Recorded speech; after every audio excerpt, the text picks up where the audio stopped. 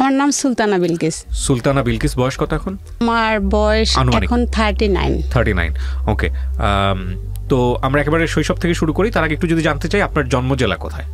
আমার জন্ম জেলা বরিশালে। বরিশালে, ওকে, শুরু করুন আপনি যেখান থেকে বলার ইচ্ছে। আমি যখন ছোট তখন যতটুকু মানে যখন থেকে আমার মেমোরিতে আছে যে সেটা হলো আমরা 4 বোন, আমার বাবা স্কুল টিচার। তো আমি প্রচণ্ড রকমের দুষ্ট ছিলাম। আচ্ছা, এত পরিমাণ দুষ্ট ছিলাম যেটা আপনি মানে আমি এখন চিন্তা করি যে আমি কি আসলে তখন মেয়ে ছিলাম নাকি ছেলে ছিলাম। ছেলেরা সাধারণত দুষ্ট হয়, হ্যাঁ ছেলেরা দুষ্ট হয় না। অর্থাৎ ফুটবল খেলা থেকে শুরু করে ক্রিকেট খেলা থেকে শুরু করে সব ধরনের খেলা থাকতেন। হ্যাঁ, খেলতাম। তখনকার সময় কিন্তু আমাদের মানে ক্রিকেট খেলাটা আমরা কি দিয়ে, সুপারি দিয়ে, ব্যাট দিয়ে খেলতাম। আচ্ছা আচ্ছা। অর্থাৎ খেলাটা আমাকে প্রচন্ড রকমের, আব্বা ছিল প্রচন্ড রকমের রাগী একটা মানুষ। আব্বার মার খায়নি এরকম আমি না, শুধু আমাদের বাড়িতে কেউ আছে কিনা আমি জানি না। ওকে, অর্থাৎ আব্বা এত ভয়ঙ্কর রকমের রাগী একটা মানুষ। তো আমি যে এই দুষ্টামিগুলা করতাম কিংবা আমি যে এই খেলাধুলা করতাম, পড়াশোনা করতাম না, এবং এটার পরিবর্তিতে যে আব্বাকে আমার মার খেতে হবে এটা আমার মাথায় কিন্তু কাজ করতো না কখনো। আচ্ছা, যে আব্বা আমাকে পরবর্তীতে মারবে। যাই হোক, আপনি মারলেও আপনি দুষ্টুমির মধ্যেই থাকতেন, দুষ্টুমির ভিতরেই থাকতাম। তো একবার কি হলো, আমি আপনার ইসে গেলাম, ওই যে আমি যখন ক্লাস 6 কি 7-এ পড়ি তখন আমাদের বাড়িতে অনেক বড় বাড়ি, আমাদের ফুফু চাচা কাজিন মিলে অনেক, আমরা প্রায় 17-18 জন একটা স্কুলে পড়ি। আচ্ছা আচ্ছা। তো আমার 2টা ফুফু আমাকে বললো কি চল কোথাও ঘুরে আসি। তো বাড়ির পাশে, আমাদের বাড়িটা কিন্তু একদম একটা গ্রাম, তো বাড়ির পাশে একটা গ্রামে গেলাম, মানে বনের ভিতরে, জঙ্গলের ভিতরে। সেখানে গিয়ে ফুফুরা বললো কি কাঁঠাল চুরি করতে হবে। কাঁঠাল চুরি করব ভালো কথা, কিন্তু কাঁঠালটা আমি কিভাবে নিয়ে আসবো বাড়িতে, আমরা তো নিয়ে আসতে পারবো না। কাঁঠালটা বাগানেই রেখে আসলাম, পাতা দিয়ে ঢেকে রেখে আসলাম, এবং ওই কাঁঠাল প্রতিদিন গিয়ে দেখতেছি যে কাঁঠাল পাকছে কিনা। তো সেখান থেকে প্রতিদিন আমরা যেদিন দেখলাম যে একটু নরম হয়েছে, তারপরের দিন আমি এবং আমার 2 ফুফু ওই জঙ্গলের ভিতরে গেলাম। তো ওখানে গিয়ে দেখলাম যে কাঁঠাল পুরোটাই পেকেছে, তার মানে তারপর দিন খাওয়ার মতো অবস্থা হবে। আমার 2 ফুফুই কি করলো, তারা 2টো পলিথিন ব্যাগ নিয়ে গেল ওই কাঁঠাল ভেঙে নিয়ে আসার জন্য, বাড়িতে নিয়ে আসবে। কিন্তু আমার দ্বারা তো সম্ভব না ওই কাঁঠাল বাড়িতে নিয়ে আসা, কেননা তাহলে পিঠে মার একটাও নিচে পড়বে না, আমার মায়ের কিংবা আমার বাবার। আমি কিন্তু জানি যে এইসব কাজ করলে আমার বাবা মা আমাকে মারবে, কিন্তু আমি ওই সব কাজ এইগুলা নিয়েই এসেছিলাম। তো যাই হোক, ক্লাস 9 পর্যন্ত আমি গ্রামের বাড়িতে ছিলাম। ক্লাস 10-এ যখন উঠলাম তখন আব্বা যে স্কুলের টিচার, সেই স্কুলটা ছিল খুব নামকরা স্কুল এবং রেজাল্ট খুব ভালো হতো। তো আমি তখন ক্লাস 9-এ যখন পড়ি তখনই আব্বা ডিসিশন নিল যে আমাকে ওই স্কুলে নিয়ে যাবে। তো আমার রেজিস্ট্রেশন করালো, কিন্তু আমি 9-এর বছর আমাদের গ্রামের বাড়িতে থাকলাম। ক্লাস 10-এ যখন উঠলাম তখন আমি আব্বা ওই যে স্কুলের টিচার ওখানে চলে গেলাম। তো আব্বা যেহেতু ওই স্কুলের টিচার, সেখানে আমাকে আর এই দুষ্টামিগুলো করা যাবে না, এটা আমার মাথায় আসলো। তখন থেকে আমি পুরোপুরি শান্ত এবং ভদ্র একটা মানুষ। তো আমি যখন স্কুলে যেতাম সকাল থেকেই শুরু হতো, আসলে সকাল 8টা থেকেই প্রাইভেট, তারপরে স্কুল, তারপরে ছুটির পরে আবার প্রাইভেট, এই করেই আমার ক্লাস 10টা চলে গেল নানা বাড়িতে বসে। নানা বাড়ির পাশেই ছিল আমার ওই আব্বার স্কুলটা। তো ওখানে যেহেতু আব্বার স্কুল এবং আমি ওখানে লেখাপড়া করি, আমাকে ভালো রেজাল্ট করতে হবে, এটা আমার মাথায় লেখাপড়ার প্রতি প্রচণ্ড রকমের ছিল ছোটবেলা থেকেই। তো লেখাপড়া নিয়েই এই একটা বছর চলে গেল। তারপরে আমি এসএসসি পাশ করলাম, এসএসসিতে খুব ভালোই রেজাল্ট করলাম। কলেজে যখন ভর্তি হলাম, কলেজটা ছিল আমাদের বাড়ি থেকে 8 কিলো পায়ে হেঁটে যাওয়ার পথ।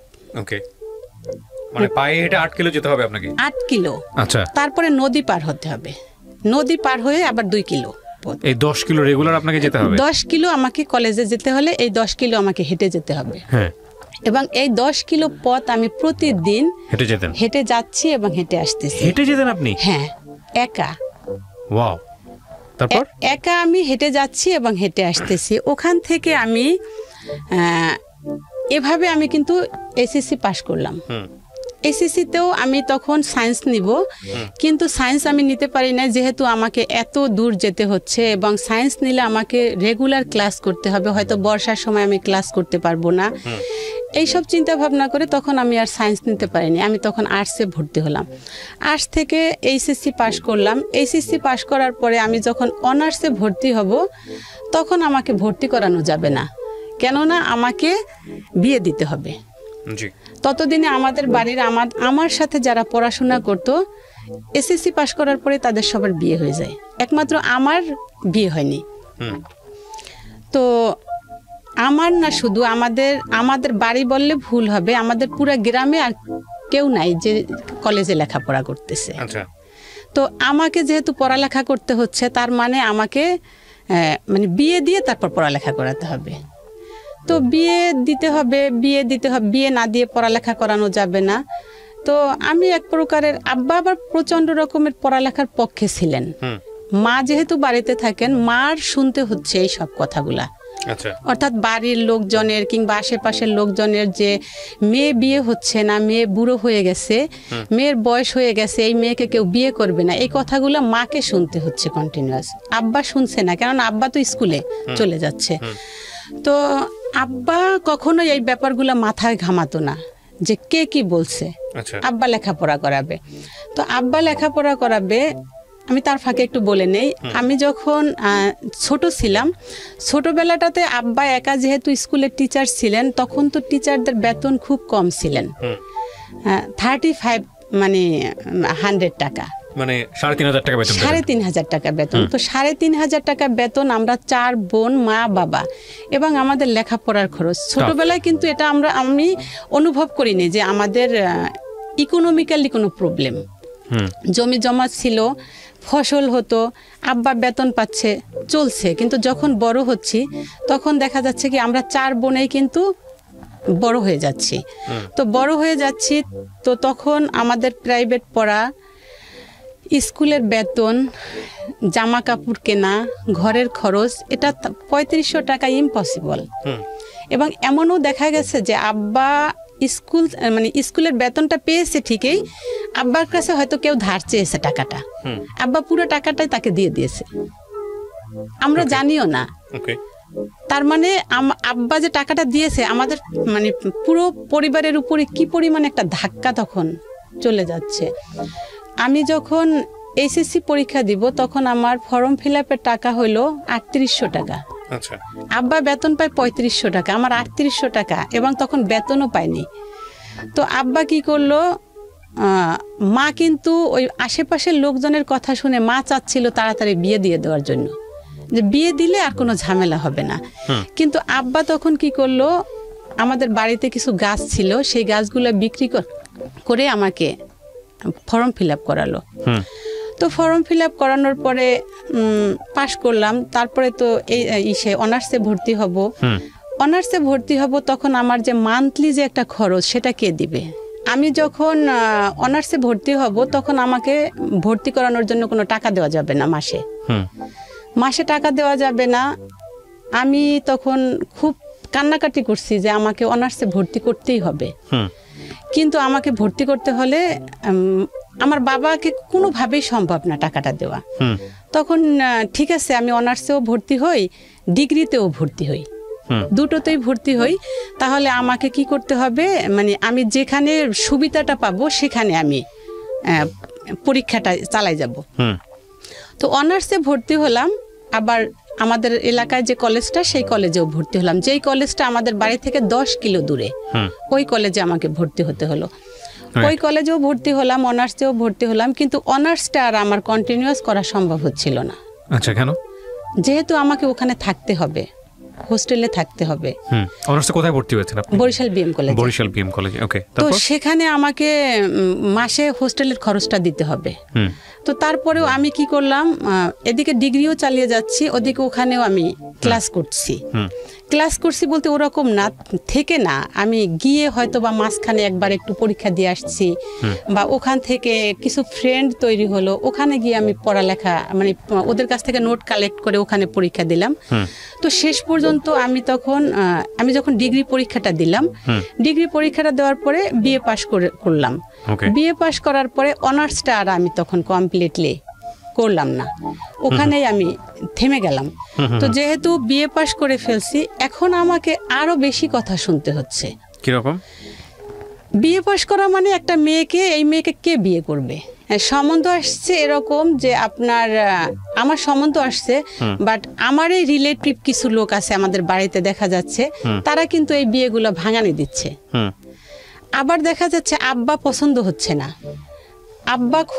আব্বার এরকম চাওয়া ছিল, আব্বা কেন এরকম চাইতো জানি না আমি, আব্বার খুব চাওয়া ছিল সরকারি চাকরি করতে হবে, ছেলে মাস্টার্স পাস হতে হবে, ফ্যামিলির ব্যাকগ্রাউন্ড ভালো হতে হবে, মানে পুরোটাই আব্বার ছিল, মানে সব চাই তার।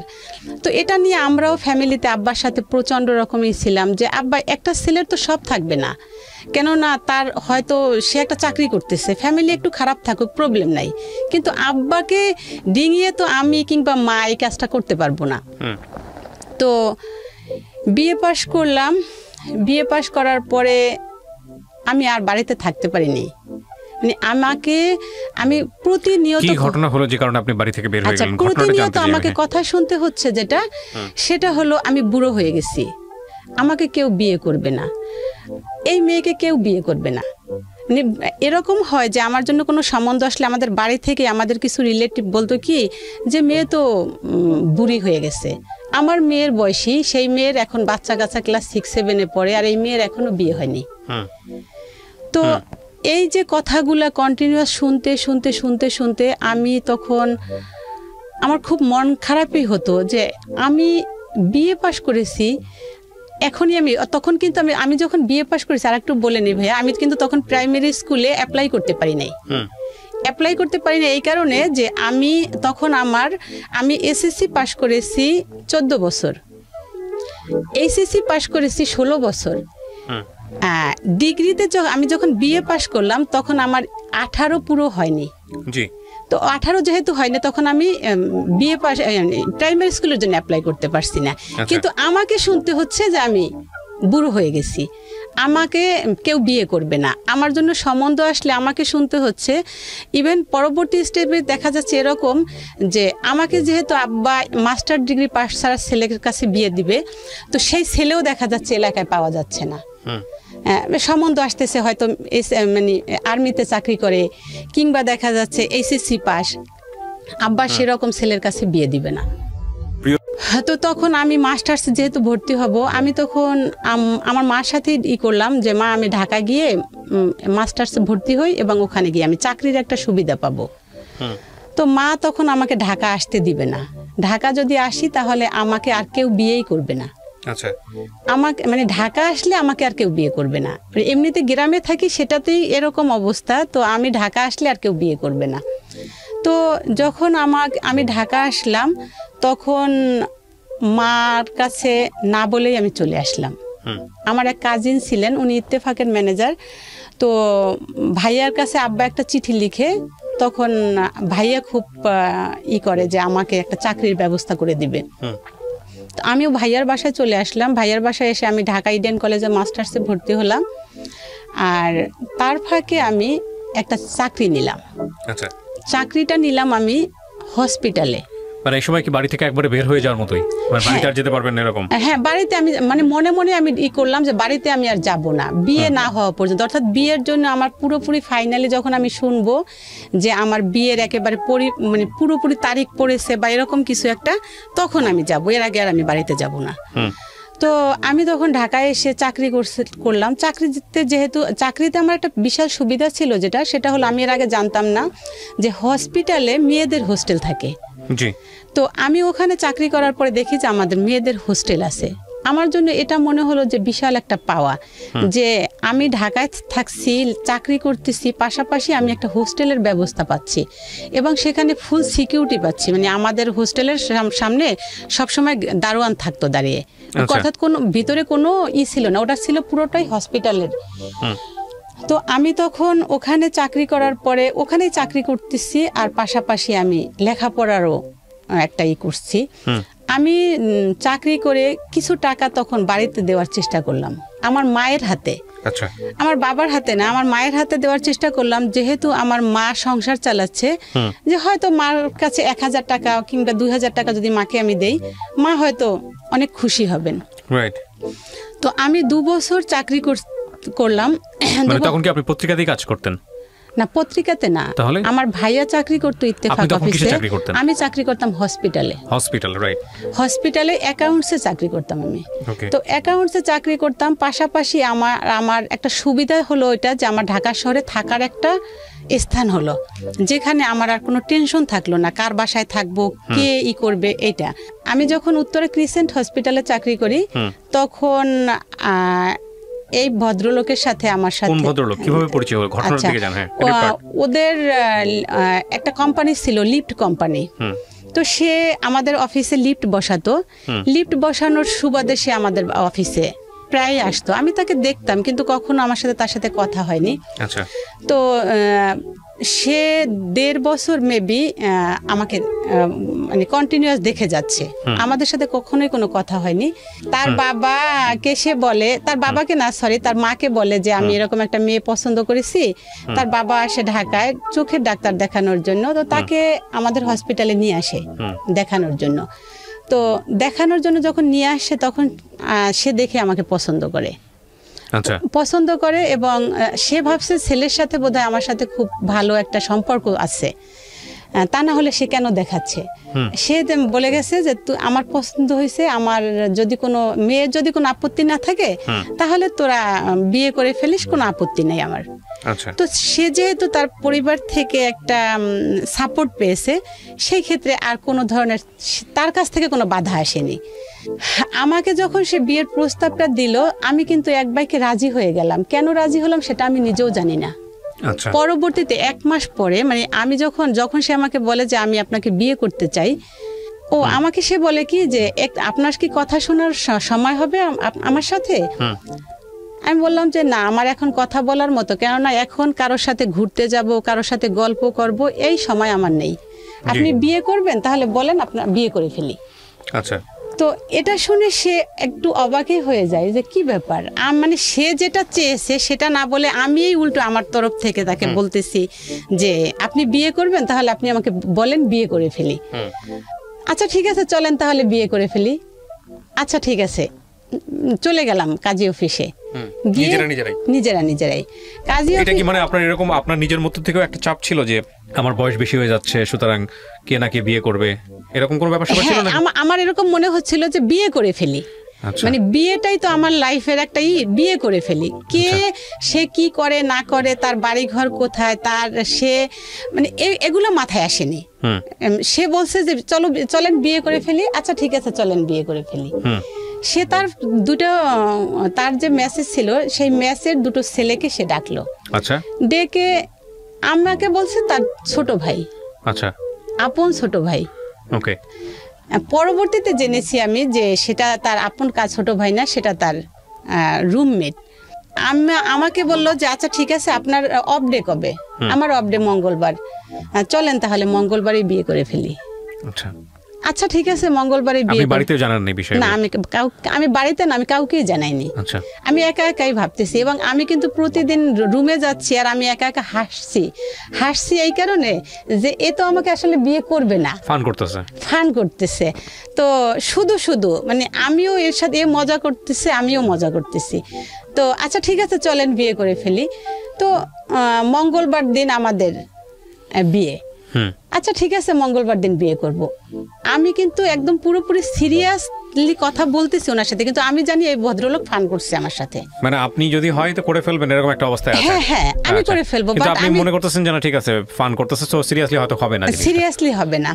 তো কিন্তু সে দেখলাম মঙ্গলবার দিন সিরিয়াসলি সে আমাকে সকালবেলা ফোন দিল যে ডিউটি কয়টা পর্যন্ত। আমি আজকে তো আমার ডিউটি নেই। তো বলে ঠিক আছে আমার একটু কাজ আছে, বিকালবেলা তাহলে আসেন আপনি। তো বিকালবেলা কোথায় আসবো? বিকালবেলা সংসদ ভবন আসেন। আচ্ছা ঠিক আছে, সংসদ ভবন আসলাম। বিকালবেলা সংসদ ভবন যখন আসছি তখন দেখি তার সাথে দুটো ফ্রেন্ড না, তার ছোট ভাই, সে বলল যে চলেন কোথাও যাই। কোথায় যাব? কেন আজকে তো আমাদের বিয়ে করার কথা, কাজী অফিসে।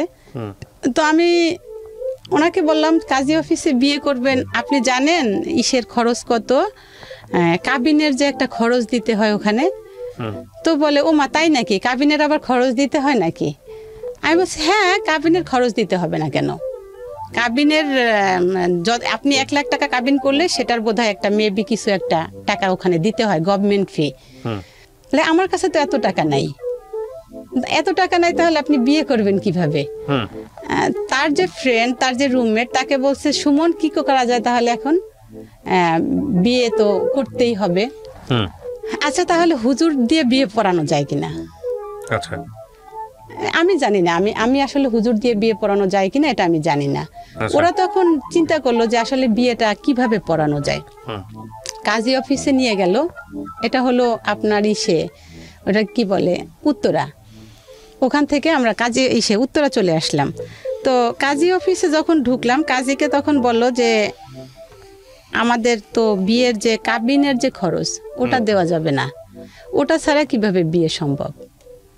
তো বলছে যদি কাবিন না করেন আপনি এমনিতে, মানে এই কাজী অফিসে বসে যদি ইসলামিক শরীয়ত মতে বিয়ে হয় সেই ক্ষেত্রে সম্ভব, কিন্তু ওই ক্ষেত্রে কোনো মানে কাবিন নামায় কোনো কিছু লেখা হবে না। তো তাহলে বিয়েটা যে হয়েছে সেটার প্রমাণটা কি? তো সে কি করলো, রেজিস্ট্রারি খরচ বাবদ ওখানে বিয়ের খরচ ধরলো আপনার 3500 টাকা কাবিন।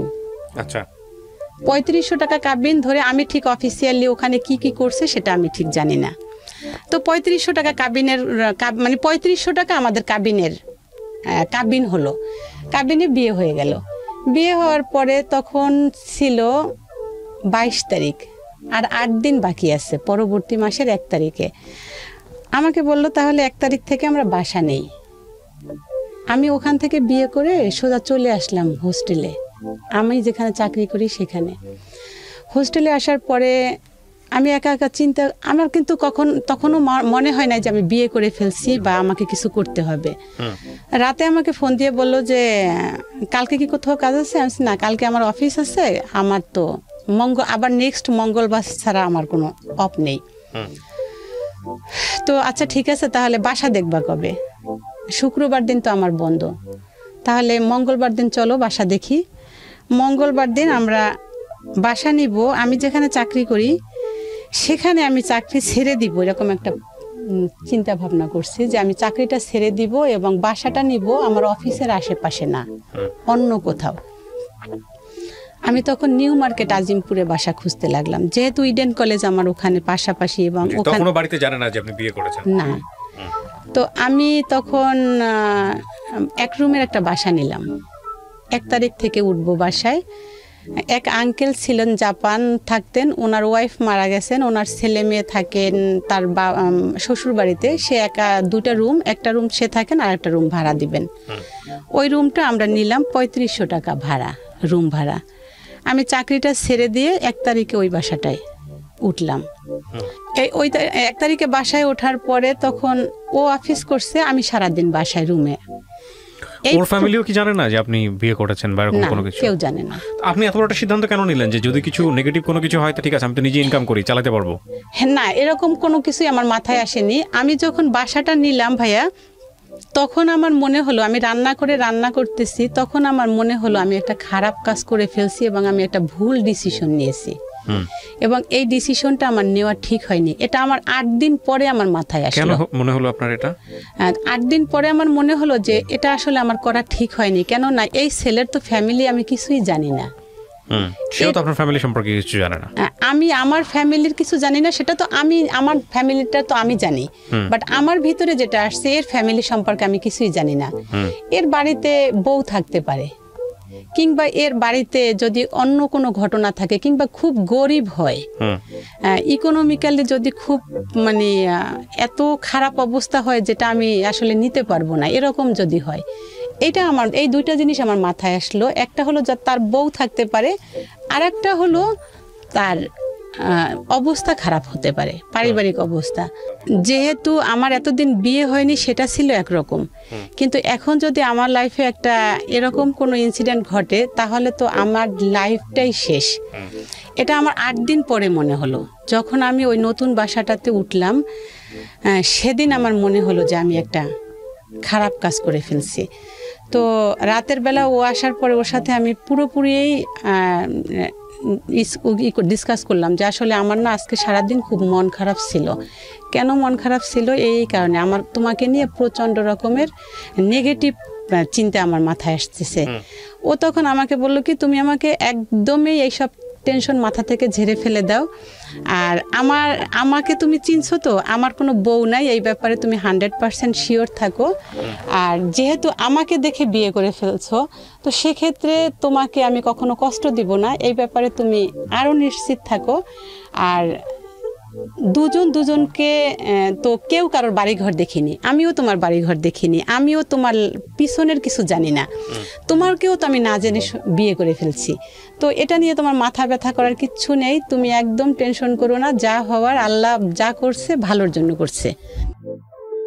তো ও আমাকে মোটামুটি আশ্বস্ত করলো, প্রতিদিনেই প্রচণ্ড রকমের মানসিকভাবে সাপোর্ট দিয়ে যাচ্ছে যে আমি ভুল করিনি, এই কথাই কন্টিনিউ বলে যাচ্ছে। আমি তখন কি করলাম, মাকে ফোন দিলাম, মাকে ফোন দিয়ে বললাম যে মা তুমি একটু ঢাকা আসো, খুব দরকার তোমাকে আমার।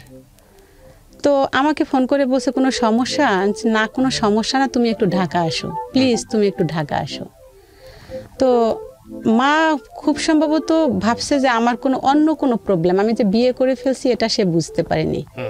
তো তাকে আমি সে ঢাকা আসলো।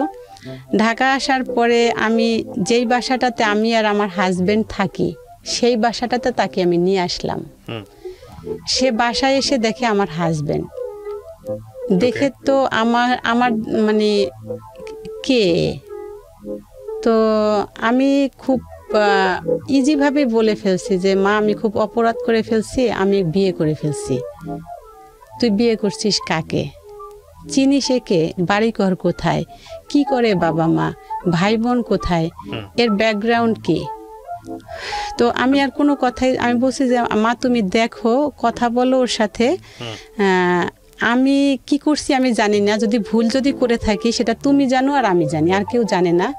তো আমি তোমাকে এজন্যই ডেকেছি, তুমি একটু ওর সাথে কথা বলে দেখো কিভাবে কি, আমি নিজেও জানি না, আমি কোনো ডিসিশন নিতে, মানে এখন আমি মনে হচ্ছে যে আমি কোনো একটা কিছু করে ফেলছি যেটা আমার করা ঠিক হয়নি। তো তুমি যেহেতু মা, তুমি এখন একটু চিন্তা ভাবনা করো এবং ওর সাথে কথা বলে দেখো আসলে কি। তো মা বোধহয় ওর সাথে আমার অ্যাবসেন্সে আমি অফিসে চলে গেলাম 9টার দিকে। আমি তখন আমি যখন 1 তারিখে যে আমি ওই আগের চাকরিটা ছেড়ে দিলাম, 1 তারিখে আমি জয়েন করলাম জাপান বাংলাদেশ ফ্রেন্ডশিপ হসপিটালে। ওটা হলো জিগাতলা, যেহেতু আজিমপুর থেকে কাছে। আমি 1 তারিখে আমি হসপিটালে চলে গেলাম ডিউটিতে, মা আর ও বাসায়। মা ওর কাছ থেকে সব কিছু শুনলো। আমি দুপুরে বাসায় আসছি, বাসায় এসে দেখি যে মা একটু মানে কান্না করছে মেবি সারাদিন, চোখে দেখি যে চোখ টোক ফুলা। আমি আর কোনো কথা বলিনি। মা খেয়েছো? হ্যাঁ খেয়েছি। তো আর কিছু বলিনি। সারাটা বিকাল গেল, রাত গেল, কিছু বলা হয়নি। তারপর দিন সকালবেলা আমি বলছি মা আমি কি ভুল করে ফেলছি? যদি আমি ভুল করি তাহলে আমাকে বলো, আমি ভুলটাকে কিভাবে শুধরাবো সেটাও, যেহেতু এখনো কেউ জানে না, তুমি দেখো কি করা যায়। তো মা তারপর দিন ওর সাথে কথা, ও তখন বাসায় আসছে। বাসায় এসে আমার থেকে দেখলাম মাকে বেশি, মা কি খাচ্ছেন, মা কি খেয়েছে, মাকে এটা দাও, মাকে ওটা দাও। মা মোটামুটি 2 দিনের ভিতরে ওর একদম হয়ে গেছে, মানে মা বুঝতে পারছে যে ছেলেটা ভালো, এবং ও প্রচণ্ড রকমের ভদ্র। মানে প্রচণ্ড বলবো এর কারণে যে আমি যদি বলি 1000 হাজব্যান্ডের ভিতরে আমার মনে হয় আমার হাজব্যান্ড একজন, এরকম আমার কাছে মনে হয়। তো দুদিনে মোটামুটি মা বুঝে ফেলছে যে না, ছেলেটা ভদ্র এবং ছেলেটা ইঞ্জিনিয়ার। তো আমি তাকে বলছি, মা তো সরকারি চাকরি করে না, কিন্তু সে ইঞ্জিনিয়ার, সে কোনো দিন এরকম হবে না যে আমি না খেয়ে মারা যাব বা আমি অভাবে থাকবো, এরকম না। তো মা দুদিনেই দেখলাম যে তার মোটামুটি একটা হয়ে গেল। ও প্রচণ্ড রকমের দুষ্ট প্রকৃতির, মানে শাশুড়ি যে শাশুড়ির সাথে যেভাবে কথা বলা দরকার সেভাবে না, মনে হয় যে শালির সাথে কথা বলতেছে। তো মা দুদিনেই দেখা যাচ্ছে যে ওর প্রতি একদম হয়ে গেছে, নরম হয়ে গেছে। তো মা যেহেতু নরম হয়ে গেছে, আমার শ্বশুর বাড়ি থেকে কিন্তু তখনও জানে না যে আমি বিয়ে করে ফেলছি। তো আমার শাশুড়ি এরা জানতে পেরেছে যে ও যে মেসে থাকতো সেই মেস থেকে ও চলে আসছে বাসায়। ওর মেসে ওর এক কাজিন ছিল, কাজিন ওদের বাড়িতে বলে দিল যে সে বিয়ে করে ফেলছে, তা না হলে সে মেস ছেড়ে কোথায় থাকে কেউ জানি না। তো আমার শ্বশুর কিন্তু আগেই আমাকে দেখে সে কিন্তু তার ছেলেকে একটা পজিটিভলি অ্যান্সার দিয়েছে যে তুমি আমার পছন্দ হয়েছে মেয়ে। তো আমার শাশুড়ি তখন, আমার শ্বশুর, আমার শাশুড়ি এরা সরাসরি ওকে জিজ্ঞাসা করলো। তো ও তখন স্বীকার করলো যে হ্যাঁ বিয়ে করে ফেলেছি। বাবা, আমার শ্বশুর যিনি, বাবা জিজ্ঞাসা করলো যে মেয়েকে, বলছে যে আপনি যেই মেয়েকে দেখে গেছেন সেই মেয়ে। তো দুই পরিবার থেকে আর মানে বিয়ের পরে যে একটা বাধা কিংবা একটা যে মানে দুই ফ্যামিলি থেকে যে ঝামেলা করা, ওই ঝামেলাগুলো আর হয়নি। মানে আমার ফ্যামিলি থেকেও হয়নি, আমার শ্বশুরের ফ্যামিলি থেকেও হয়নি। হ্যাঁ, তো বিয়ের পরে 7-8 মাস পরে ধরা পড়লো আমার মায়ের ক্যান্সার। আমার মা ক্যান্সার, সেটা আমরা কেউ জানতাম না। মা প্রচণ্ড রকমের কাশতেছিল। আমি ঢাকা নিয়ে আসলাম তাকে, গ্রামে টেস্ট করলো, ধরা পড়লো যক্ষা। 3 মাস যক্ষার ওষুধ খেয়েছে, কিন্তু আসলে তার যক্ষা ছিল না, মানে আইডেন্টিফাই হয়নি প্রাথমিক পর্যায়ে। হ্যাঁ। কি ক্যান্সার ছিল? Breast cancer? না, তাহলে লাঞ্চে ক্যান্সার ছিল। তো আমি তখন বললাম তুমি এত কাশতেছো, আমাকে কিন্তু বলেনি যে যক্ষা হয়েছে তার। তো আমি তখন বললাম তুমি এত কাশতেছো, কি হয়েছে তোমার, বলো তো আমাকে। তো আব্বা তখন আমাকে ফোন করে বলল যে তুই একটু বাড়িতে আয়, এসে তোর মাকে ঢাকা নিয়ে যা। আমি ঢাকা নিয়ে আসলাম, নিয়ে এসে ডাক্তার দেখালাম, ঢাকা মেডিকেলেরই একজন ডাক্তার দেখালাম। উনি মার কিছু টেস্ট দিল করতে পপুলার হসপিটালে। তো পপুলারে আমি যখন করলাম তখন তারপর দিন 3 দিন পরে রিপোর্টটা আসলো। 3 দিন পরে আমাকে রিপোর্ট থেকে জানালো যে মার ক্যান্সার। কোন স্টেজে ছিল? মানে ওই যে যক্ষার ওষুধটা যদি না খেত তাহলে মেবি আরো কিছুদিন সাস্টেইন করত। হ্যাঁ হ্যাঁ, বাট যক্ষার ওষুধটা খাওয়াতে সে একদম ভেঙে পড়েছে। তো যেহেতু ক্যান্সার, মামা আমাকে বলল যে দেখো এখন প্রত্যেকটা রোগ আছে, রোগ মানেই তার ট্রিটমেন্ট করতে হবে। তো তখন মিরপুর ডেল্টা হসপিটালে কেমোথেরাপি করলাম, ওখানে ডাক্তার দেখালাম। ডাক্তার বলল কেমোথেরাপি দিতে হবে। 21 দিন পর পর টাকা লাগতেছে 12,000 টাকা লাগছে। 12,000 টাকা এখন আমার কাছে মনে হয় যে 12,000 টাকা টাকা না, কিন্তু সেই সময় আমার কাছে 12,000 টাকা 21 দিন পর পর। কারণ আমার হাজবেন্ড এবং আমি দুজনেই কিন্তু নতুন, মানে চাকরি এবং সংসার দুটোই নতুন। ওরকম না যে কেউ খুব একেবারে অনেক টাকা স্যালারি পাচ্ছি বা অনেক কিছু করছি, সেটা না। তো 21 দিন পর পর 12,000 টাকা লাগতেছে কেমোথেরাপির দেওয়ার জন্য। বাট তার ভিতরে যেটা লাগতেছে মার আপনার টেস্ট করাতে হচ্ছে এবং প্রতিবার তাকে ব্লাড দিতে হচ্ছে। এবং ব্লাড দেওয়ার পরে, কেমোথেরাপি দেওয়ার পরে 15 দিন সে কোনো ভাত খেতে পারে না। 21 দিন পর তো আবার আর একটা থেরাপি। 15 দিন পর্যন্ত সে শুধু বমি করে, যাই খায় বমি করে। 15 দিন পরে যখন একটু খাবারের রুচিটা আসে, ঠিক আবার তার কেমোথেরাপি দেওয়ার টাইম চলে আসে। এরকম করে তাকে আমরা 1.5 বছর তাকে এই থেরাপির উপরে রাখলাম।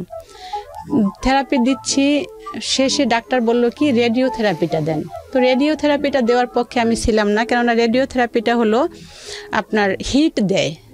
তো হিটটা আমি কোনোভাবেই চাচ্ছিলাম না, যে হিট দিলে মার শরীরের অবস্থা তখন খুব খারাপের দিকে চলে আপনার যাচ্ছে। বাবা তখন সুস্থ আছেন? হ্যাঁ, বাবা সুস্থ, স্কুল টিচার। কিন্তু আমাকে এইগুলো সব আমি 21 দিন পর পর যখন আমার 12,000 টাকা লাগছে, তখন হয়তো বা দেখা যাচ্ছে 2-1,000 টাকা বা 2-3,000 টাকা আমার শর্ট পড়ছে।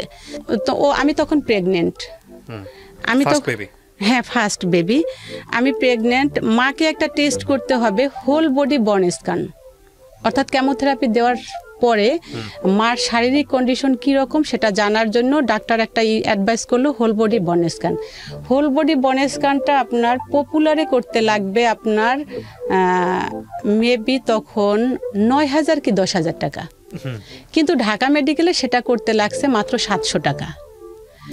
তো 700 টাকার জন্য আমি যেহেতু টাকা আমার কাছে একটা তখন আমার কাছে খুব প্রবলেম টাকার জন্য।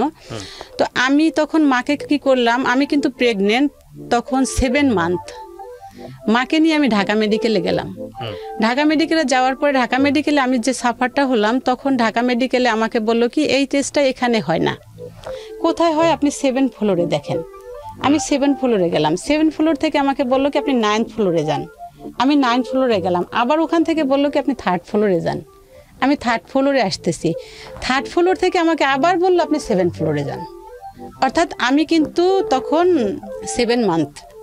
তো আমি তখন ওখানেই অসুস্থ হয়ে পড়ি হসপিটালে। আমার তখন শারীরিক, প্রথম কথা হচ্ছে যে একটা প্রেগনেন্ট মহিলা সে তো আলটিমেটলি মেন্টালি প্রেশারগুলো নিতে পারবে না, তারপরে তো ফিজিক্যালি তাকে দৌড়াদৌড়ি করতে হচ্ছে। মানে আপনার কথাই বলতেছি আমি ভাইয়া এরকম দৌড়াদৌড়ি করছি। আমি সকালবেলা অফিসে গেছি, 2টার সময় বাসায় এসে মানে মাকে আপনার আরো তো ভাই বোন ছিল, তারা কোথায়? না, তারা সবাই বরিশালে।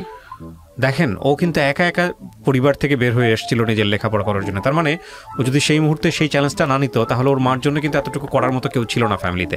এই বিষয়গুলো খুব সূক্ষ্ম বিষয়, এগুলো একটু খেয়াল করার মতো। হ্যাঁ, ওকে। তারপর তো আমি সকালবেলা অফিসে যাচ্ছি, অফিসে গিয়ে দুপুরবেলা যখন আমার 2টায় অফিস শেষ, অফিস থেকে বের হওয়ার সময় মাকে আমি ফোন দিচ্ছি যে তুমি রেডি হও, আমি হসপিটাল থেকে বের হচ্ছি, তোমাকে নিয়ে আমি হসপিটালে যাব। আমি সকালবেলা অফিসে, দুপুরবেলা আমি বাসায় গিয়ে না খেয়ে আবার মাকে নিয়ে ডেল্টা হসপিটালে। আমার এই প্রেগনেন্সি অবস্থায় মাকে নিয়ে আমি হসপিটালে দৌড়াচ্ছি, টেস্ট করাচ্ছি, হসপিটালে দৌড়াচ্ছি, টেস্ট করাচ্ছি। এবং আমার নিজেও, আমার তখন মনে হয়নি ভাইয়া যে আমার বেবি সেফ থাকুক। আমার কাছে মনে হচ্ছিল যে আমার বেবি যদি মারা যায় আমি বেবি পাবো, কিন্তু আমার মাকে পাবো না। True feelings, I do agri. আমি খুব চেষ্টা করছিলাম যে আমি যে প্রেগনেন্ট, আমি কিন্তু ফার্স্ট প্রেগনেন্ট। আমি কিন্তু তখন জানিও না যে আমার প্রেগনেন্সি অবস্থায় কি করতে হবে, কিভাবে থাকতে হবে, কিভাবে খেতে হবে। সেখানে আমি তাকে নিয়ে দৌড়াচ্ছি।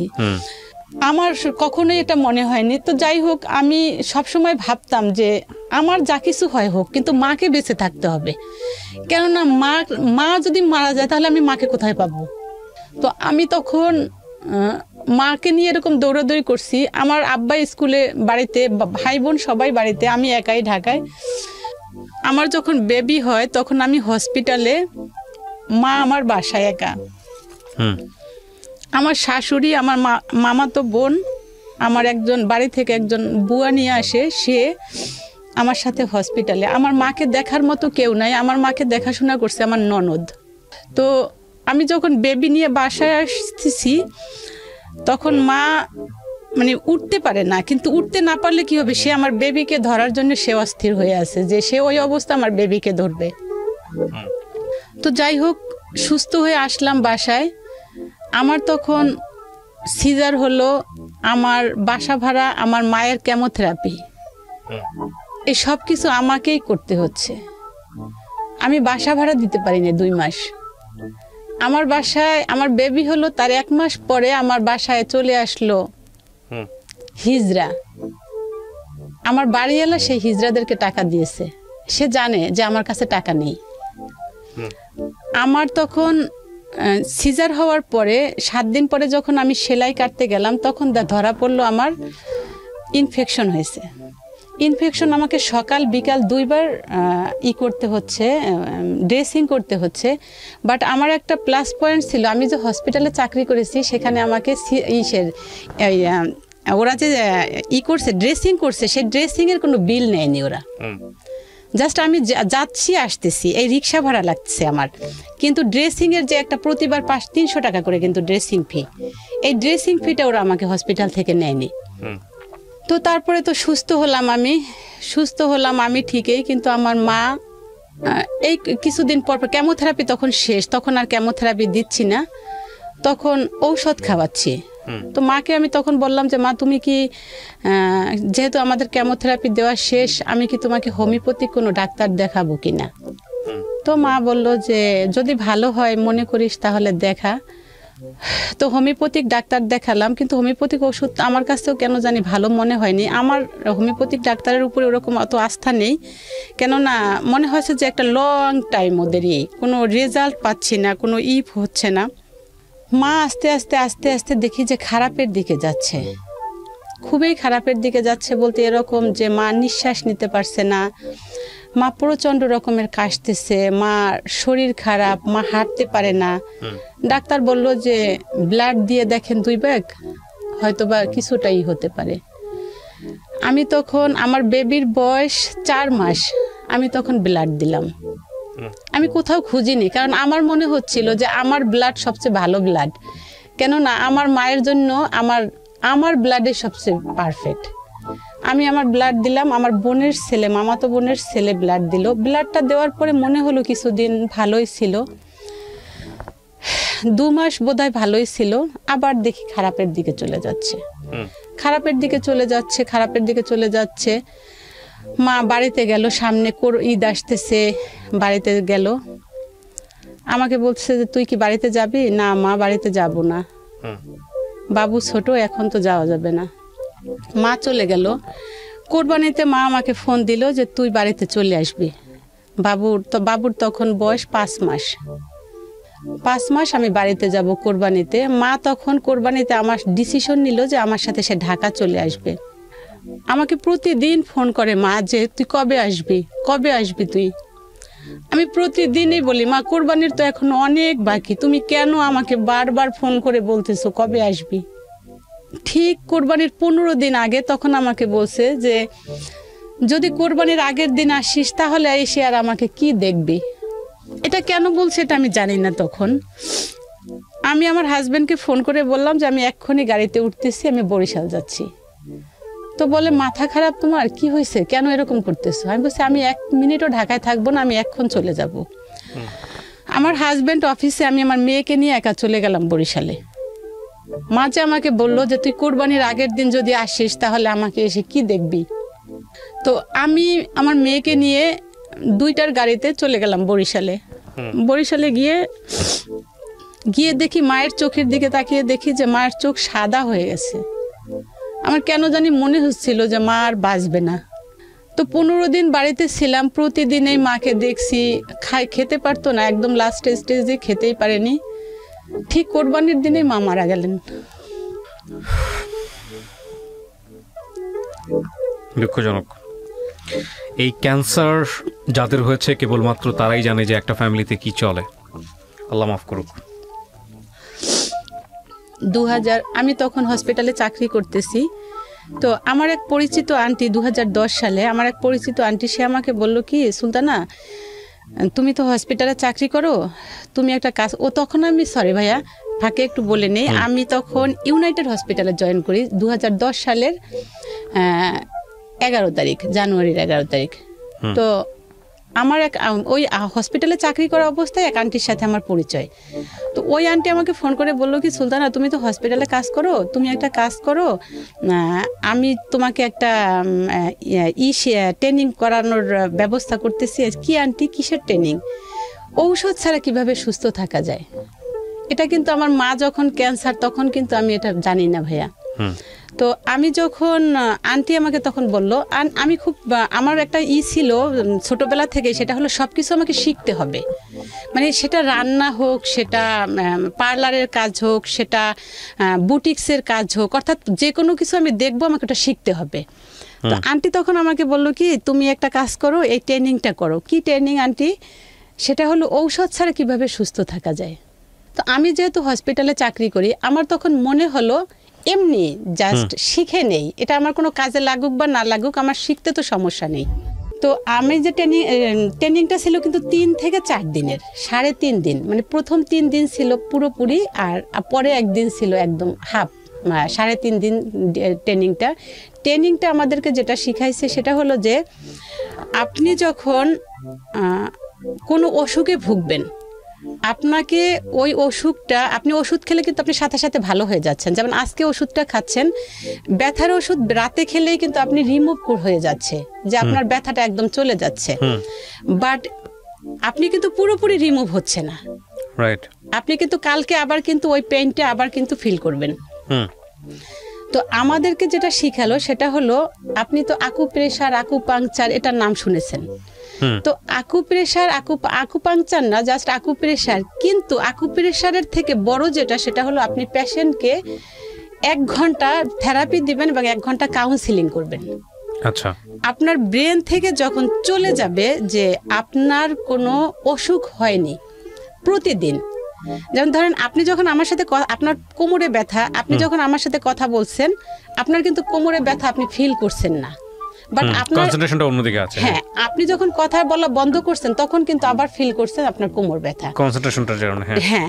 তো আপনার ব্রেন থেকে যখন পুরোপুরি সরাই ফেলা হবে যে আপনার আসলে কোনো কিছু হয়নি, তখনই আপনি সুস্থ।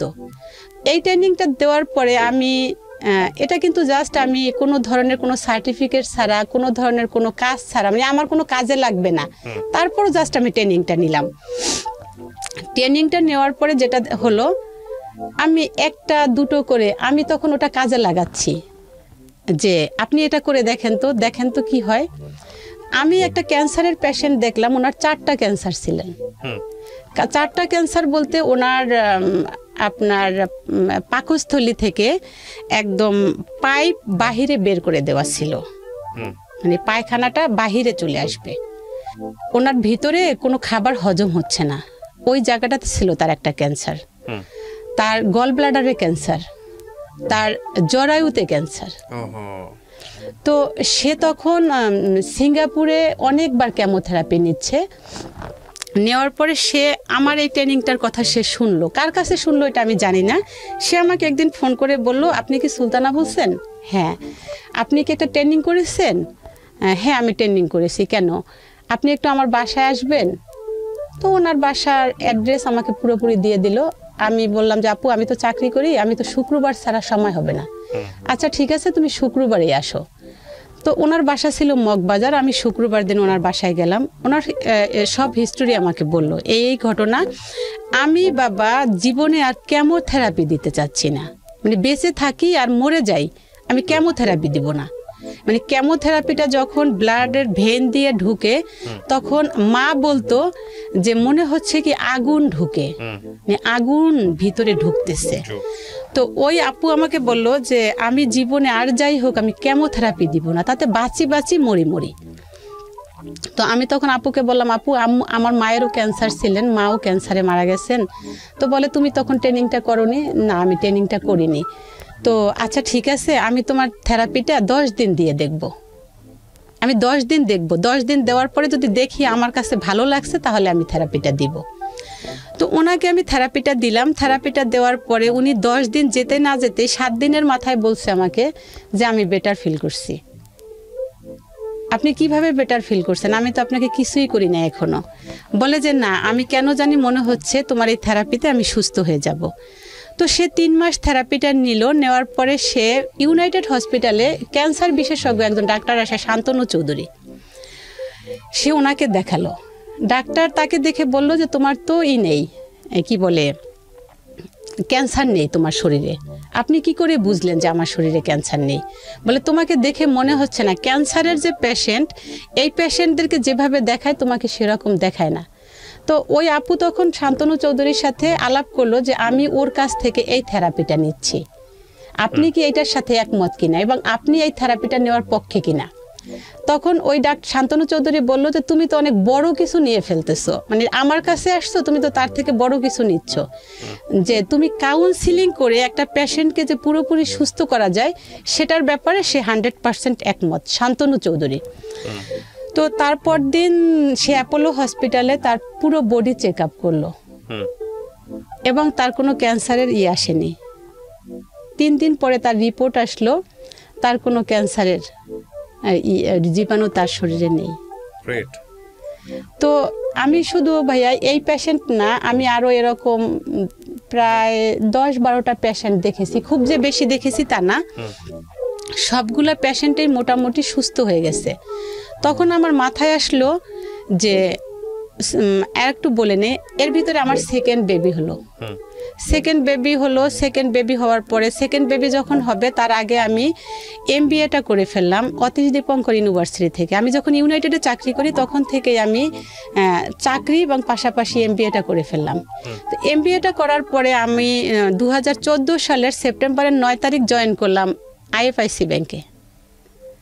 তো IFIC ব্যাংকে যখন জয়েন করলাম তখন আমার মনে হলো যে আমি ব্যাংকে চাকরি করছি, ভালোই তো, মানে ব্যাংকে চাকরিটাই ছিল আমার খুব মানে প্রিয় একটা জব। যে আমি আমার হাজব্যান্ডকে বলতাম যে আমি যদি স্যালারি ছাড়াও হয় তাও আমি জীবনে একবার ব্যাংকে চাকরি করব, ব্যাংকে আমাকে চাকরি করতেই হবে। আমি যখন 2014-তে জয়েন করলাম ব্যাংকে, তার 1 বছর পরে আমার বেবি হলো, 2015-তে আমার বেবি হলো।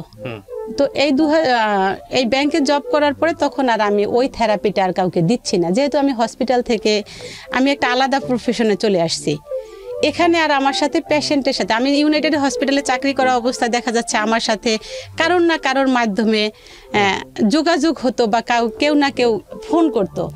তো আমি যেহেতু ব্যাংকে চলে আসছি, এখন আর আমি ওখানে মানে ওই জায়গাটাতে ওই প্রফেশন আর আমি ফিরে যেতে পারছি না। তো 1 বছর পরে 15-তে আমার ছেলে হলো। ছেলে হওয়ার পরে আবার চাকরিতে জয়েন করলাম ব্যাংকে জয়েন করার পরে আমার মনে হলো যে না, আমার আসলে ফ্যামিলিতে একটু সময় দেওয়া দরকার। কেননা আমার ছেলে এবং মেয়ে, আমি যদি চাকরিটাকে আমি পার্মানেন্টলি নিয়ে নেই তাহলে আমার ছেলে মেয়েকে কে দেখাশোনা করবে, এবং মেয়ে বড় হয়ে যাচ্ছে, ছেলেও বড় হয়ে যাবে, কে ওদেরকে স্কুলে নিয়ে যাবে, কেই করবে। আমি তখন আমার হাজবেন্ড বললো কি তাহলে একটা কাজ করো তুমি, আমার ব্যাংকে কিন্তু আমি মার্কেটিংয়ে ভাইয়া, তো মার্কেটিংয়ে সেহেতু আমার ব্যাংকে ওইরকম সময় আমাকে দিতে হচ্ছে না। তো আমার হাজব্যান্ড বললো যে তুমি চাকরিটা ছেড়ে দাও, সংসারেই শুরু করো পুরোপুরি। কিন্তু সংসার তো আমি করব ঠিক আছে, কিন্তু আমার নিজের তো একটা আইডেন্টিটি লাগবে। আমি যতই চাকরি ছেড়ে দেই, সংসার করি, আমার নিজের তো আর কিছুই থাকলো না। তখন আমি একা একা খুব ভুগতেছিলাম যে আমি আসলে কি করব, আমি কি চাকরি করব নাকি ছেলে মেয়ে দেখব। তো আমি যখন ইউনাইটেড হসপিটালে চাকরি করি তখন আমি ওখানে বসে দেখতাম যে অনেক পেশেন্ট, আমি কিন্তু অ্যাডমিনে ছিলাম, তো আমাকে মাসের 26 তারিখ থেকে 30 তারিখ পর্যন্ত স্যালারি শিটটা আসতো, এবং এই স্যালারি শিট নিয়ে আমাকে প্রতিটা ওয়ার্ডে যেতে হতো স্টাফরা সবাই ঠিকমতো আছে কিনা, কেননা স্যালারিটা তো ব্যাংকে চলে যাবে, ওরা ছুটিতে। তো আমি যখন ওয়ার্ডে যেতাম তখন আমি এরকম দেখেছি পেশেন্ট যে বাবা মা মানে ছেলে মেয়ে বিদেশে গেছে বা তাদের অফিসিয়ালি কোনো কাজে বাইরে গেছে, মাকে কার কাছে রেখে যাবে, মাকে হসপিটালে রেখে যাচ্ছে, মাকে হয়তো 2 মাস 3 মাস হসপিটালে রেখে যাচ্ছে। তো আমি তখন চিন্তা করলাম যে ওখানে বসে তখন দেখেছি যে অনেক বাবা মা যে ছেলে মেয়ে বাইরে যাচ্ছে বা মাকে কার কাছে রেখে যাবে। তো আমি তখন যখন আমি চাকরি ছেড়ে দিব এবং বাসায় থাকবো এরকম একটা চিন্তা ভাবনা করলাম, তখন আমার কাছে কিন্তু তখন বেশ কিছু টাকা আছে ভাই, আমি যে বলে নিলাম আমি এই যে থেরাপি দিচ্ছি এবং অফিসে চাকরি করেছি, এই টাকাগুলো কিন্তু আমার কাছে সব জমানো আছে। তো আমি তখন চিন্তা করলাম যে আমি তাহলে যদি মায়েদের জন্য আমাদের দেশের যে বৃদ্ধাশ্রমগুলো দেখি, সেই বৃদ্ধাশ্রমে দেখা যাচ্ছে যে বাবা মাকে সন্তান ফেলে রেখে আসে আর হয়তো খোঁজ খবরই নিচ্ছে না, কিন্তু আমি যদি ব্যতিক্রম কিছু করি যে মানে স্পেশালি যে মা আমার কাছে থাকবে, মানে মনে হবে যে এখানে সবচেয়ে ভালো জায়গাটাতে আছি, আমি যদি এরকম কিছু একটা করি, এটা কেন আমার মাথায় আসছে এটা আমি নিজেও জানি না। অনেকে আমাকে কোশ্চেন করে যে এটা আমি কেন করলাম, কোথা থেকে আসলো, আসলে কেন জানি আমি একদিন শুয়ে আছি, শুয়ে হঠাৎ করে ভাবতেছিলাম যে আমি যদি এরকম কিছু একটা করি তো আমি আমার হাজব্যান্ডের কাছে কিন্তু বলিনি। কেন বলিনি? আমার হাজব্যান্ডের একটা আছে, সেটা হলো ওকে যখনই আমি কোনো কথা বলবো তখনই ও প্রথমে ওইটার একটা নেগেটিভ সাইড যতগুলো থাকে সেগুলো এনে দাঁড় করায়। তো ওকে না বলে আমার এক কাজিন আছে, ওর সাথে আমি আলাপ করলাম যে এরকম আমি একটা কিছু করতে চাচ্ছি, তুই কি বলিস? তো ও আমাকে বলে কি, আপনি আমাকে পুরো থিমটা দেন তাহলে আমি বলতে পারবো। তো ওকে যখন আমি পুরাটা বললাম, ও তখন আমাকে বলল যে আপু আমি একটা কাজ করি, এটা একটু দেখি তো একটু ফেসবুকে দিয়ে এটার কীরকম রেসপন্সটা কীরকম আসে। তো ফেসবুকে ও কিন্তু আমাদের তখন কিন্তু অফিস নেওয়া হয়নি, কিছুই নেওয়া হয়নি, জাস্ট এমনি ফেসবুকে একটা ও ছেড়ে দিল। এরপর থেকে ফোন আসা শুরু করলো, এটা কোথায়, কত টাকা রেট, মানে সব কিছু জানার একটা আগ্রহ তৈরি হলো। তো এত পরিমাণ আমি রেসপন্স পাচ্ছিলাম, তখন ও আমাকে বলল যে আপু আপনি শুরু করেন, আমার মনে হয় আপনি আগাবেন।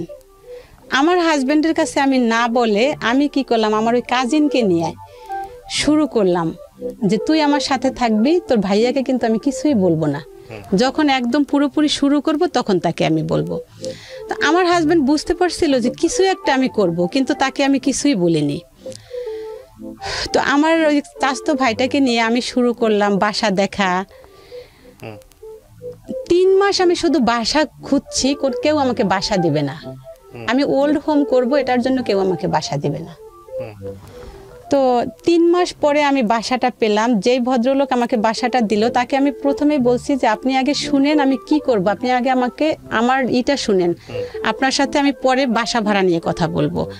তো উনি যখন শুনলো যে আমি একটা ওল্ড হোম দিব, তো উনি আমাকে বলল যে ও মা, এটা তো একটা ভালো কাজের জন্য আপনি করবেন, এটাকে কেন, এটা তোকে তো আমি আরো স্বাগত জানাবো আপনাকে, কেন আমি বাসা দিব না।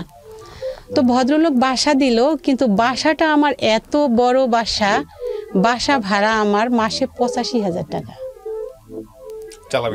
চালাবো কিভাবে? আমি তখন প্রচন্ড রকমের একটা, আমার কাছে যে টাকা ছিল আমি হিসাব করে দেখলাম যে 2 বছর আমাকে মানে মান্থলি 1 লাখ টাকা, 2 বছর মানে হলো আমাকে 24 লাখ টাকা হাতে নিয়ে তারপর নামতে হবে। এবং এর পিছনে তো আরো আনুষঙ্গিক অনেক কিছু আছে, যেটা আমাকে খাট কিনতে হবে, সব কিছু এভরিথিং, মানে একটা হসপিটালের মতো আমাকে সব কিছু করতে হবে। তো আমি তখন এটা শুরু করার সময় আমি যখন থেরাপিটা দিলাম তখন আমাকে রাওয়া ক্লাব থেকে ইনভাইট করা হলো যে কিভাবে ঔষধ ছাড়া সুস্থ থাকা যায়, এটা নিয়ে একটু আপনি আমাদের ক্লাবে একটু আলোচনা করবেন আমাদের সবার সাথে, যেহেতু আমাদের সবার বয়স হয়ে গেছে। তারপরে আমি এটা শুরু করলাম। এটা শুরু করার পরে আমি যখন বাসা ভাড়া নিলাম, বাসা ভাড়া অ্যাডভান্স দেওয়া থেকে শুরু করে আমি প্রচণ্ড রকমের একটা ভিতর থেকে কেন জানি আমার একটা শক্তি আসছিল যে আমি এটা পারবো এবং এটাতে আমাকে পিছনে ফিরতে হবে না। তো আমি শুরু করলাম। শুরু করার পরে 3 মাসের মাথায় আমি একজনকে পেয়ে গেলাম। সে আমার পরিবেশ দেখে খুব করলো। আমার কিন্তু থিমটা ছিল ওরকম ভাইয়া, যে আমার কাছে যেসব আন্টিরা থাকবেন বা মায়েরা থাকবেন, আমি যেহেতু ঔষধ ছাড়া সুস্থ থাকা যায় কিভাবে, সেটা যেহেতু আমি ওইটার উপর আমি একটা ট্রেনিং করেছি, তো আমার কাছে যেসব মায়েরা থাকবেন তাদেরকেও আমি ওই রকম ভালো রাখার চেষ্টা করব। তো আমার যে ওল্ড হোমটা, সেটার এটা হলো এরকম যে আমার কাছে আমার মা থাকেন, 3 দিন 4 দিনের জন্য আমি কোথাও যাব, বাট মাকে কিন্তু আমার সাথে নিতে পারছি না। মাকে আমি কোথায় রেখে যাব, কার কাছে রেখে যাব? তো সে আমার ওখানে 2 দিন 3 দিনের জন্য রেখে যেতে পারে। এবং আমার এটার কিন্তু গভর্নমেন্ট, আমি সমাজসেবা অধিদপ্তর থেকে কিন্তু আমি রেজিস্ট্রেশন পেয়েছি। আমার কিন্তু কোনো নেই, মানে আইনি কোনো, মানে আমি যে কাজটা করেছি গভর্নমেন্ট থেকে আমার রেজিস্ট্রেশন করা আমার প্রতিষ্ঠানের। এবং এখন আমার কাছে মা আছেন, পার্মানেন্টলি আছেন 3 জন। অনেকেই আসেন এরকম যে 3 দিন 4 দিন। আপনার মায়ের মৃত্যুতেই মূলত আপনার এই সেন্সটা কাজ করে এবং তারপরে আপনি এই কাজগুলো করে যাচ্ছেন। হ্যাঁ, ঠিক আছে। বিষয়গুলো আসলে কতটুকু সায়েন্টিফিক নন সায়েন্টিফিক সেই হিসেবে আমরা যাচ্ছি না। আপনি আপনার জায়গা থেকে মনে করেছেন আপনার কিছু করা দরকার, আপনি সেটা করেছেন, এটা কি আমরা বড় করে দেখছি। আর একটা বড় জিনিস যেটা চলে আসে সেটা হচ্ছে যে আপনি এই গল্পটা আজকে এই মানে রেডিওতে আপনি কেন বললেন? আমি 2টো জিনিস বলতে আসছি এখানে। একটা হলো আমাদের দেশের অনেক মেয়েরা আছেন যে তারা দেখা যাচ্ছে যে খুব ভালো স্টুডেন্ট, বাট বাবা মায়ের চাপে পড়ে বা পারিপার্শ্বিক চাপে পড়ে তারা বিয়ে করার জন্য, মানে বিয়ে দিয়ে দিচ্ছে, বিয়ে হোক সমস্যা নাই, কিন্তু লেখাপড়াটা যেন চালিয়ে যায়, কারণ এর বিকল্প কিছু নেই। এর বিকল্প কিছু নাই। আমি লেখাপড়া করছি, আমি চাকরি করতেছি, আমার বাবা মাই কিন্তু আমার সেটার ফল ভোগ করছেন। কাজেই আমার বিয়ে হলে ওখানেই কিন্তু আমার লাইফটা থেমে যাচ্ছে। আমি যেভাবে আসছি, আমাদের বাংলাদেশের প্রতিটা মেয়ে যেন এইভাবে আসে। ভাইয়া আমি আরেকটু বলে নিচ্ছি এটার আপনার এই মাধ্যমে আমি আমার এই মমস কেয়ার সেন্টারের পাশাপাশি আমি আমাদের দেশের যেসব গ্রামের গঞ্জে যেসব মেয়েরা থাকেন, যে হয়তো পারিবারিক অবস্থা খুব একটা ভালো না, বাট খুব ব্রিলিয়ান্ট, ঢাকা কোথায় থাকবে, কার কাছে থাকবে, আমি কিন্তু ওই মেয়েদেরকে কিন্তু খুব সাপোর্ট দিব। এবং এটাও শুরু করেছি যে ওরা ঢাকা আসবে, কোথায় ঢাকা ভার্সিটিতে ইন্টারভিউ দিবে বা কিংবা কোথাও চাকরির জন্য কাউন্সেলিং করার যে ব্যাপারটা বা গাইডলাইন দেওয়ার যে ব্যাপারটা, হ্যাঁ গাইডলাইন দেওয়ার ব্যাপারটা, অর্থাৎ বিউটিফুল। আমি একটা জিনিস যেটা বুঝি যে না ডেফিনেটলি আপনি একটা আমাদের একটা কথা আছে, এটা সম্ভবত ম্যাকগ্রেগরের থিওরি, মোটিভেশনের থিওরির একটা লাস্ট স্টেজ যেটাকে বলা হয় সেলফ এস্টিম। মানুষের আসলে প্রথম চাহিদাটা শুরু হয় বেসিক থেকে, লাইক ফুড চাই, ক্লোথ চাই, শেল্টার চাই, এবং তারপর একটা সময় মানুষ সেটাকে সোসাইটিতে কিছু কন্ট্রিবিউট করার চেষ্টা করে। মানুষ শেষ পর্যায়ে গিয়ে জীবনে যেটা চায় সেটা হচ্ছে, যদি অ্যাচিভমেন্টের জায়গা থেকে বলি তাহলে সেলফ এস্টিম।